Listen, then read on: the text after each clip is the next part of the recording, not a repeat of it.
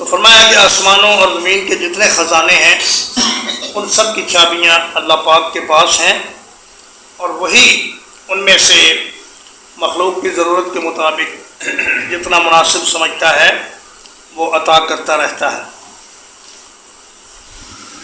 اور وہ لوگ جنہوں نے اللہ کی آیات کا انکار کیا، یعنی اللہ کی توحید اور اس کی قدرت کی آیات کا انکار کیا، جو کہ ابھی ابھی پیچھے گزر چکی ہیں، اولئک هم الخاسرون، ہم ضمیر فصل کے پہلے آنے کی وجہ سے اور الخاسرون پر الف لام آنے کی وجہ سے کلام میں حسر پیدا ہو گیا، یعنی وہی لوگ خسارہ پانے والے ہیں۔ باقی اگر کسی کو کوئی خسارہ پہنچتا ہے تو وہ اصل میں خسارہ نہیں ہے، اس لیے کہ وہ خسارہ عارضی ہے،